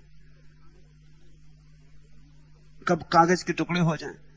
तुम सोचते हो तुम्हारे रिजर्व बैंक के गवर्नर के द्वारा जो प्रॉमिसरी नोट दिए जाते हैं वो परमात्मा में भरोसा करता है कि तुम्हारे पास 10 लाख रुपए थे तो तुम अपात्र, अब तुमने 10 लाख के नोट छोड़ दिए, जंगल में जाके बैठ गए तो तुम पात्र। तुमने छोड़ा क्या, पकड़ा क्या? कागज के नोट थे। कागज के नोटों से न तो कोई अपात्र होता न कोई पात्र होता है। फिर आदमी की पात्रता मेरी दृष्टि में क्या है? एक ही कि आदमी अपना द्वार खोलने को राजी हो, आदमी विनम्र हो। और ध्यान रखना, इसे मैं दोहरा के तुमसे कहना चाहता हूं कि जिनको तुम पात्र कहते हो वो विनम्र नहीं होते, और वही उनकी गहरी से गहरी अपात्रता है। किसी ने उपवास कर लिया, वो पात्र हो जाता, वो अकड़ के बैठ जाता। किसी ने गरीब पत्नी को छोड़ दिया, अब पत्नी भूखों मरती है, परेशान होती है। कोई अपने बच्चों को छोड़ के चला गया, बच्चे अनाथ हो गए और भीख मांगने लगे, मगर ये अकड़ के बैठा है मंदिर में कि मैं मुनि हो गया, कि मैं त्यागी हूं, कि मैं व्रती हूं, तो देखो मैंने कितना पात्रता अर्जित की है। ये अपराधी है, पात्र इत्यादि कुछ भी नहीं। इसने बच्चों को अनाथ कर दिया, इसने पत्नी को बाजार में खड़ा कर दिया। ये अपने छोटे मोटे कर्तव्य भी नहीं निभा सका, इसको तुम पात्र कह रहे हो? ये सिर इत्यादि घुटा के यहां बैठ गया है, इससे तुम सोचते हो कि परमात्मा इससे बड़े प्रसन्न है? कोई सिर घुटा लेने से परमात्मा का खास लगाव तुम में हो जाएगा? ये क्या पात्रता है? लेकिन इस पात्रता का भाव पैदा हो गया तो अहंकार मजबूत हो गया, ये और अपात्र हो गया। इससे तो तभी बेहतर था जब ये कहता था कि मैं अपात्र हूं, कभी कभी शराब भी पी लेता हूं और कभी कभी किसी स्त्री के मोह में भी पड़ जाता हूं और कभी कभी मन में क्रोध भी आ जाता है। मैं अपात्र हूं, मुझे कैसे परमात्मा मिलेगा? मैं अपात्र हूं। जिस दिन इसका ऐसा भाव था मेरी दृष्टि में, उस दिन ये ज्यादा पात्र था। कम से कम निरअहंकारिता थी, दंभ नहीं था, अकड़ नहीं थी, ये झुक सकता था। एक ही पात्रता है मेरी दृष्टि में, झुकने की क्षमता है, ग्रहण करने की क्षमता, द्वार खोलने के लिए राजीपन। तुम अगर द्वार खोलने को तैयार हो हृदय के, तो आ गया मुहूर्त, आ गया शुभ दिन। अब सोचते मत रहो, अब पूछना किससे है? जिस बुद्धि से तुम पूछ रहे हो वह बुद्धि तो बाधाएं खड़ी करेगी। बुद्धि तो कहेगी कहां की झंझट में पड़ते हो, संन्यास ले लोगे मुसीबतें आएंगी, दफ्तर में लोग हंसेंगे, गांव के लोग पागल समझेंगे। एक जैन महिला ने मुझे आके कहा कि मेरे पति आपका सन्यास ले लिए। अगर उनको सन्यासी ही होना है तो वो असली सन्यासी हो जाए। असली? मैंने कहा तेरा मतलब? उसने कहा तो जैन मुनि हो जाए, हम भूखे मर लेंगे मगर कम से कम कोई उनको पागल तो ना समझेगा। अभी तो लोग उन्हें पागल समझने लगे। हमारे बच्चे स्कूल जाते हैं तो लोग कहते हैं तुम्हारे पिताजी को क्या हो गया। मैं स्त्रियों से मिलने में डरने लगी हूं, उनकी पत्नी ने कहा, क्योंकि जो मुझे देखता है वो कहते तुम्हारे पति को क्या हो गया, ये गैरिक वस्त्र क्यों पहन ली, ये माला क्यों लटका ली, ये कैसा सन्यास। पत्नी मुझसे कह रही थी कि अगर वो जैन मुनि हो जाएं, हमें मुसीबतें होंगी बहुत, क्योंकि वो छोड़ के चले जाएंगे, लेकिन हम संभाल लेंगे, मैं बच्चों की देखभाल कर लूंगी, मगर वो कम से कम ऐसा सन्यास तो लें कि कोई हंसे ना, कोई पागल ना समझे, और जिस सन्यास में लोग हंसेंगे नहीं, पागल नहीं समझेंगे, समझ लेना वो तुम्हारी समाज व्यवस्था का अंग है, इसलिए लोग नहीं हंसते। महावीर पर लोग हंसे थे, जैन मुनि पर नहीं हंसते। महावीर सन्यासी थे और जैन मुनि सन्यासी नहीं। बुद्ध पे लोग हंसे थे। जिस गांव में जाते थे उसी गांव में कोई आके समझाता था कि आप भी ये क्या किए, इतना धन दौलत, घर, आपका दिमाग खराब हो गया। अपना राज्य छोड़ के भाग गए इस डर से कि इस राज्य के भीतर कहीं रुकूंगा तो पिता के आदमी आके परेशान करेंगे। पड़ोस के राज्य में चले गए। पड़ोस के राजा को पता चला तो उनकी गुफा में दर्शन करने आया। उसने कहा कि तुम फिक्र मत करो, अगर तुम्हारे पिता से नहीं बनती या कोई झंझट हो गई तो मुझे तुम अपना पिता समझो। तुम्हारे पिता मेरे बचपन के मित्र, हम साथ साथ पढ़े और बड़े हुए, तो मेरे घर आ जाओ। मेरी बेटी से मैं तुम्हारा विवाह कर देता हूं, मेरी एक ही बेटी, ये राज्य तुम्हारा। मगर ये क्या ढोंग रचा हुआ है? बुद्ध को भी लोग यही कहने गए थे, ये क्या ढोंग रचा हुआ है? दिमाग तुम्हारा ठीक है, चलो बाप से नहीं बनती, हो सकता है मेरे घर आ जाओ, ये राज्य भी तुम्हारा ही है, ये तुम्हारे राज्य से छोटा भी नहीं है, बड़ा है, तुम इसको संभाल लो, कोई चिंता ना करो, मैं तुम्हारे पिता को संभाल लूंगा। जब बुद्ध बुद्ध हो गए, ज्ञान को उपलब्ध हो गए और घर वापस आए, तो भी बाप ने यही कहा कि तूने मुझे धोखा दिया।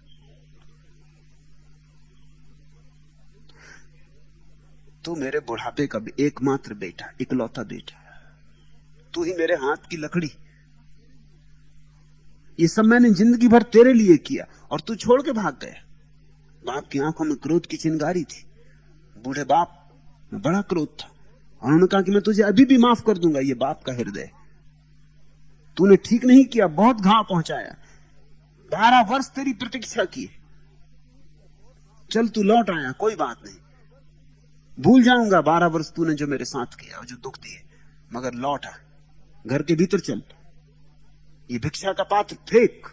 हमारे कुल में कभी कोई भिखारी नहीं हुआ, तू सम्राट का बेटा है। ये क्या तू हमारी मजाक उड़वा रहा है?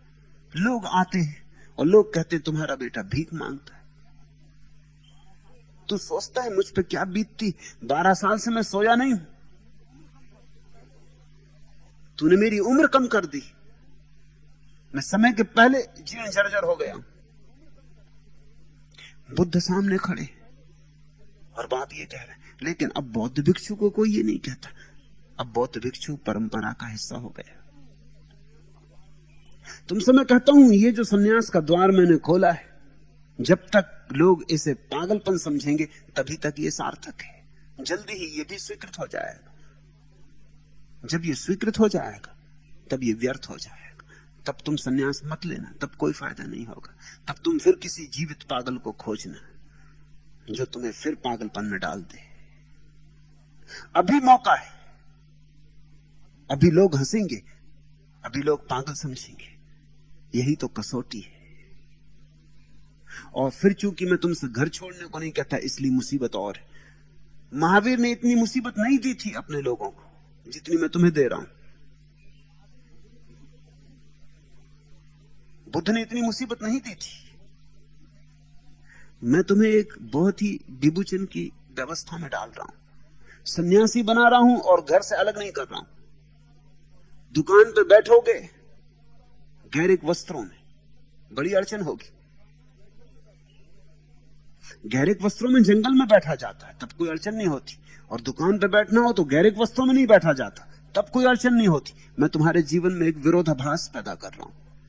मैं तुमसे कह रहा हूं, जल में रहना और कमल की तरह रहना। गुलाब को इतनी अड़चन नहीं होती, वो जल में नहीं रहता। कमल को अड़चन होती पानी में, और पानी न छुए। बाजार में रहना और बाजार न छुए, घर में रहना और घर न छुए, जमीन पे चलना और जमीन पे पैर न पड़े। ऐसी कठिन कठिनाई तुम्हारे सामने खड़ी कर रहा हूं, लेकिन जितनी बड़ी चुनौती होती उतना ही बड़ा फल होता है। तुम कहते मैं सन्यास लेना चाहता हूं, फिर सोचो मत, फिर विचारो मत। कौन जाने हिम्मत का ये क्षण जो आज तुम्हारे द्वार आ गया है, कल रहे न रहे। कल तुम कमजोर हो जाओ, कल आते आते कायर हो जाओ,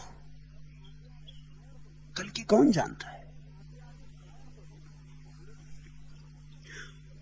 और मुहूर्त ज्योतिषियों से नहीं पूछे जाते, मुहूर्त हृदय से पूछे जाते। पत्थर शब्दों में गढ़ मूरत, जिसमें दिखे जग की सूरत। सूरत जो तनाव वाली हो, चेतन हो, अलाव वाली हो। शुभ के लिए सजग है तो फिर कागज में मत देख मुहूर्त। तुमसे लड़ता हुआ सवेरा, मैं का खंडहर हम का घेरा। तय खानों के राज खोलती शैली जिसकी आज जरूरत। पत्थर शब्दों में गढ़ मूरत, कागज में मत देख मुहूर्त। कागजी मुहूर्त काम ना आएंगे, ज्योतिषियों से पूछी गई बातें काम ना आएंगी। तुम्हारा ज्योतिषी तुम्हारे भीतर अंतश्चेतन से पूछो, वहीं से जहां से ये लहर आई तुम्हारे भीतर कि अब संन्यास लो। अथा तो भक्ति जिज्ञासा, अब भक्ति की जिज्ञासा करूं, अब खोजूं भगवान को।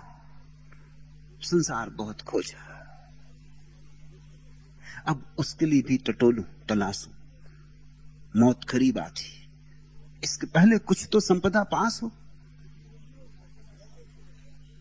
शुभ के लिए सजग है तो फिर कागज में मत देख मुहूर्त। और जब भी शुभ भाव उठे तो देर मत करना। मुहूर्त देखने में भी देर हो जाएगी, तब तक हो सकता है शुभ की घड़ी आई और गई। जब अशुभ भाव आए तो जितनी देर बन सके उतनी देर टालना। इसको तुम जीवन का सूत्र समझो। क्रोध उठे तो कहना कल करेंगे, 24 घंटा सोचेंगे। जल्दी क्या है, क्रोध ही है, ऐसी कोई बड़ी बहुमूल्य चीज चूक नहीं जाएगी। 24 घंटे सोच के करेंगे। और जब प्रेम आए तो अभी कर लेना, कल पर मत छोड़ना। दान देना हो तो अभी दे देना, चोरी करनी हो तो 24 घंटे सोच लेना। और तुम चकित होगे, जिस चीज को सोचोगे 24 घंटे वही नहीं होगी, और जिसको अभी कर लोगे वही होगी। क्रोध लोग अभी कर रहे हैं इसलिए क्रोध तो दुनिया में चलता है, और प्रेम कल पे टालते हैं इसलिए प्रेम नहीं चलता है। चोरी अभी करते, दान कल पे छोड़ते, इसलिए चोरी दुनिया में है और दान दुनिया में नहीं। जो तुम अभी करते हो वही होता है, जो तुम कहते हो कभी करेंगे वो कभी नहीं होता। या तो अभी या कभी नहीं। शुभ के लिए सजग है तो फिर कागज में मत देख मुहूर्त। और जिंदगी ऐसी ही बही जाती। सन्यास ही जिंदगी में रंग लाता है। जिंदगी ऐसे ही बही जाती, सन्यास ही जीवन में अर्थ लाता है। जिंदगी ऐसी वीणा है जिसको तुमने छेड़ा नहीं। सन्यास वीणा को छेड़ता है, संगीत को जन्माता है। जीवन ऐसा अनगढ़ पत्थर है जिसपे तुमने छेनी नहीं उठाई। मूर्ति प्रगटे तो कैसे प्रगटे। सन्यास इस पत्थर के साथ संघर्ष है। इस पत्थर में जो जो व्यर्थ है वो छांट के अलग कर देना, और जो जो सार्थक है उसे प्रकट होने देना। पत्थर ही तो मूर्ति बन जाता, अनगढ़ पत्थर मूर्ति बन जाता है। माइकलएंजेलो एक पत्थर वाले की दुकान के पास से गुजरता था। उसने दुकान के बाहर दूसरी तरफ, राह की दूसरी तरफ एक बड़ी संगमरमर की अनगढ़ चट्टान पड़ी देखी। वो अंदर गया, दुकान के मालिक से उसने कहा कि वो चट्टान मैं खरीद लेना चाहता हूं। मालिक ने कहा वो चट्टान बेचने का सवाल ही नहीं, तुम ऐसे ही ले जाओ, क्योंकि वर्षों हो गए वो बिकती नहीं। हमने उसे इसलिए सड़क के उस तरफ डाल दिया कि जिसकी मर्जी हो ले जाए, दुकान में जगह भी नहीं है। वो चट्टान बड़ी अनगढ़ है, उसका तुम करोगे क्या? माइकलएंजेलो ने कहा वो मैं फिर समझ लूंगा, हम ले जाते। दुकानदार ने कहा धन्यवाद तुम्हारा, क्योंकि वो चट्टान नाहक जगह घेरेगी, उसकी जगह हम कुछ और सामान रख सकेंगे। वर्षों बाद माइकलएंजेलो ने उस दुकानदार को अपने घर निमंत्रण दिया, भोजन पे बुलाया और कहा कि एक मूर्ति मेरी बन के तैयार हुई है, देख लो। वो उस मूर्ति को देखने गया। ऐसी मूर्ति उसने देखी नहीं थी। ऐसी मूर्ति पृथ्वी पर दूसरी है भी नहीं। मरियम की गोद में सूली से उतारे गए जीसस की मूर्ति अभी अभी सूली से उतरे, अभी अभी खून टपकता है, अभी खून गर्म है। जीसस की लाश उनकी मां मरियम के हाथों में। इस मूर्ति को उसने खोदा है।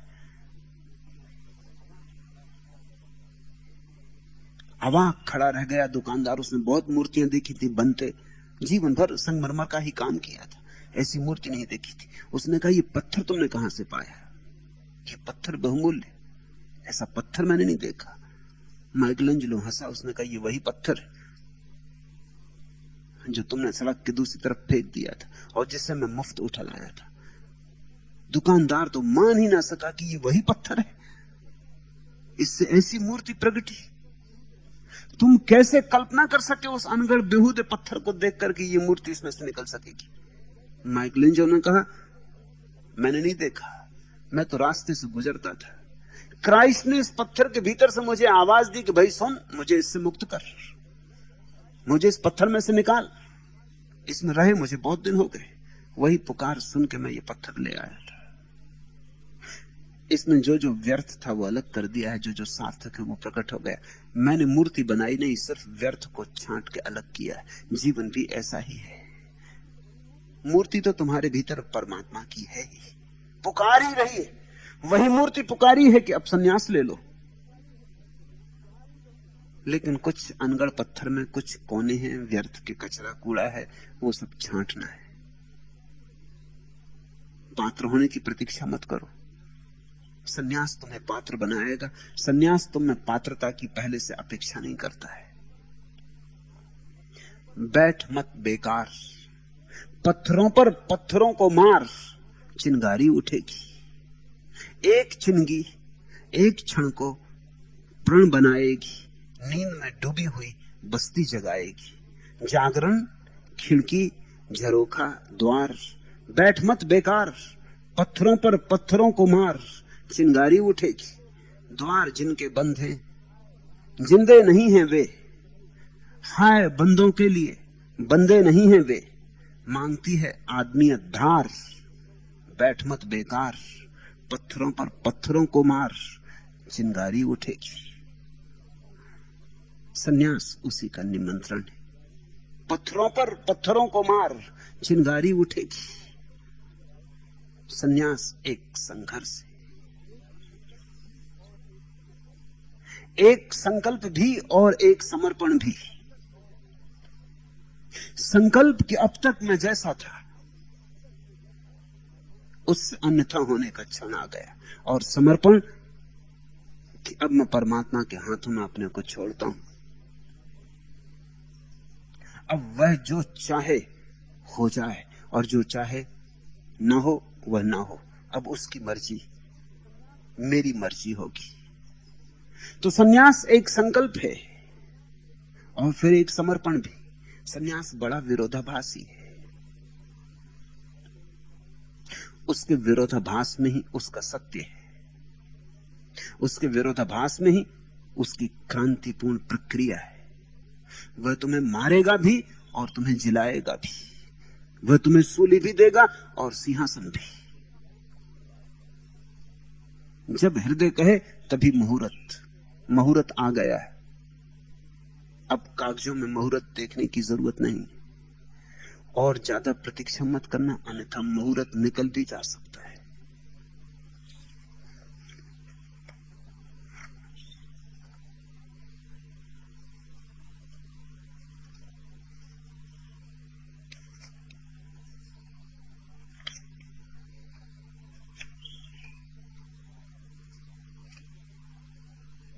आखिरी प्रश्न, विरह क्या है?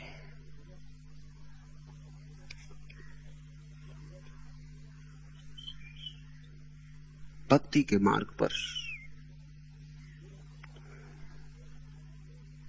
विरह आधी यात्रा है और मिलन शेष आधी। दो ही कदम है भक्ति के, विरह और मिलन। पहले विरह फिर मिलन। जो विरही है वही मिलेगा। विरह का अर्थ है कि मुझे पता नहीं कि मैं कौन हूं। विरह का अर्थ है कि मुझे पता नहीं परमात्मा कहां है, कहां छिपा है। विरह का अर्थ है कि मुझे मेरे जीवन का अर्थ नहीं मिलता। विरह का अर्थ है आंसू, और आंसू मेरी आत्मा पर फैले। मैं रो रहा हूं, मैं पुकार रहा हूं, राह नहीं सूझती, अंधेरा है, मैं टटोल रहा हूं, मैं भटक रहा हूं, मैं गिर रहा हूं, मैं उठ रहा हूं। विरह प्यास है, विरह अभीप्सा है।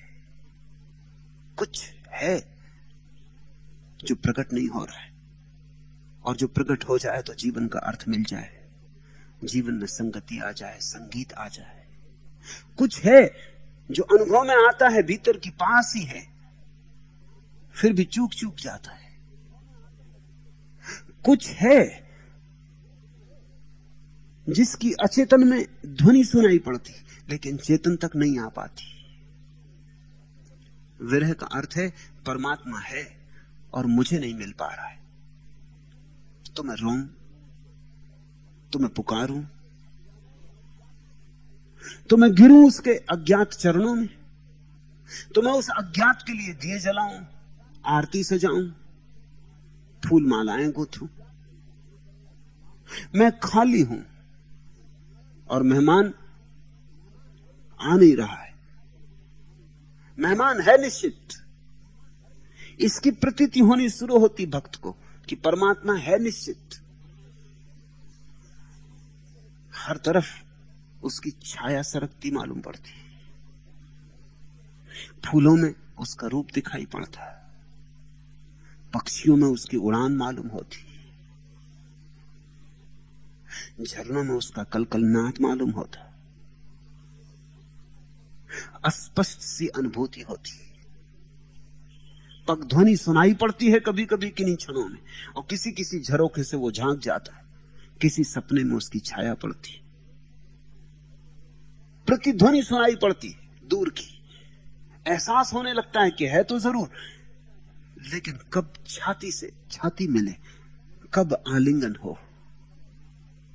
विरह का अर्थ है ऐसी चित्त की दशा जिसे एहसास तो होना शुरू हुआ, लेकिन एहसास अभी अनुभूति नहीं बना है। जैसे परमात्मा की प्रतीति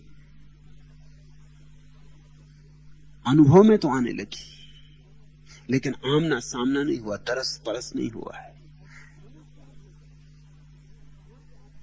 ध्वनि सुनी है कहीं से, लेकिन कहां से आती है स्रोत नहीं मिल रहा है। ध्वनि सुन के ही भक्त मस्त हो गया है।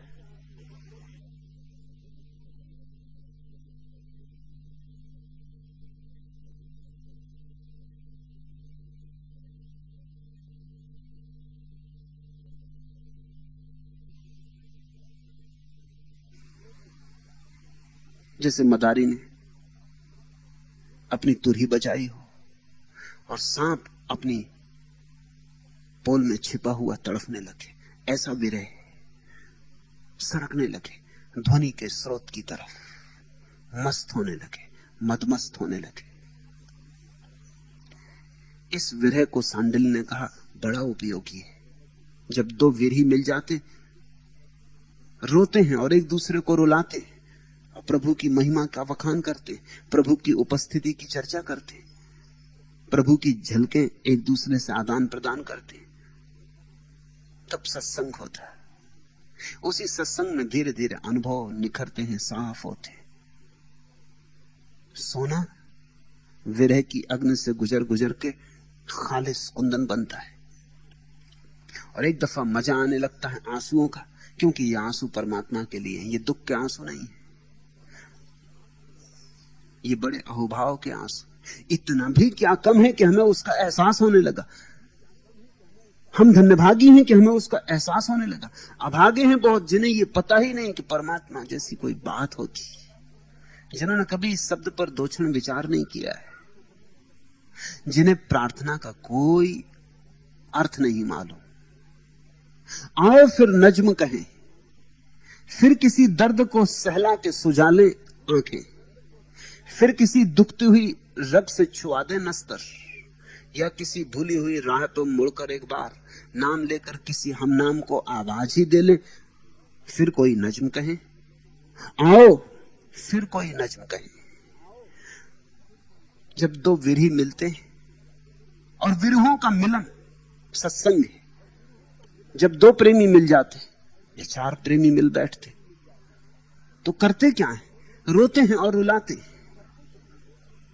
रोमांचित होते, एक दूसरे की भाव दशा को पीते, एक दूसरे की भाव दशा से आंदोलित होते, एक दूसरे से संक्रामित होते।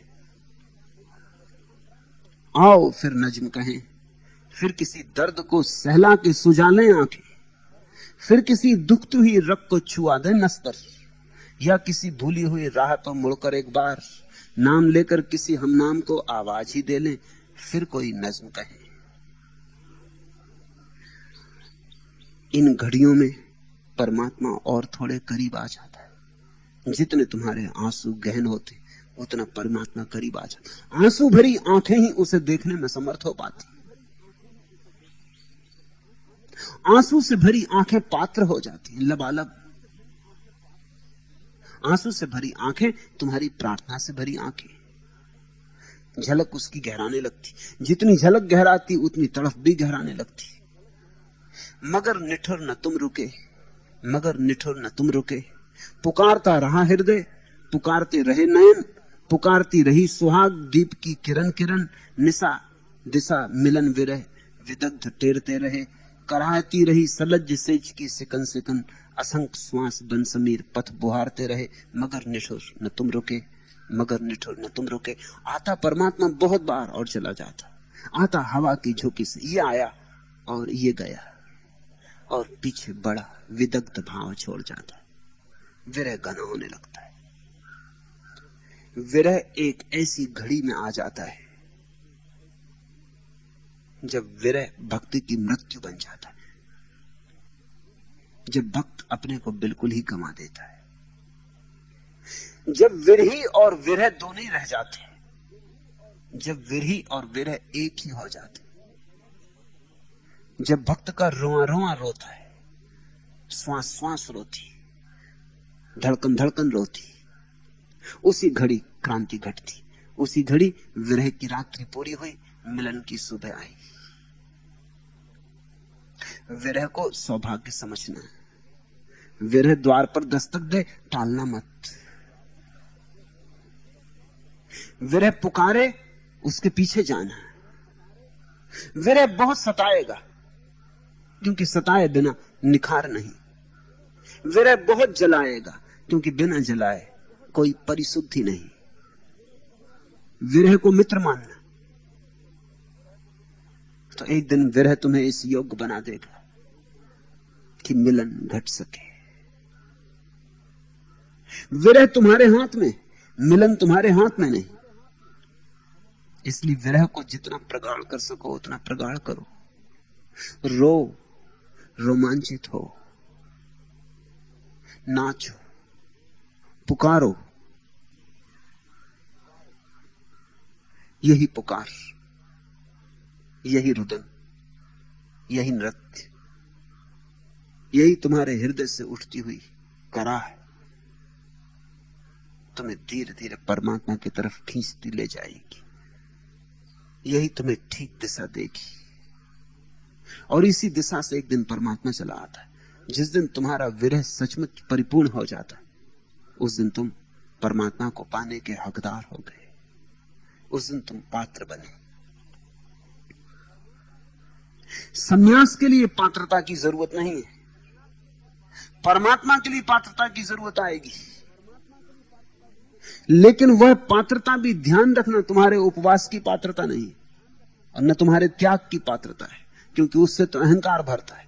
वह पात्रता तुम्हारे आंसुओं की पात्रता है, क्योंकि आंसुओं से ही तुम गलते हो, पिघलते हो। आंसुओं में ही एक दिन धीरे धीरे गल गल के अहंकार समाप्त हो जाता है। जहां अहंकार की समाप्ति है वहीं परमात्मा से मिलन है। आज इतना है। अगर यह वीडियो आपको अच्छी लग रही हो तो वीडियो को लाइक और चैनल को सब्सक्राइब करें।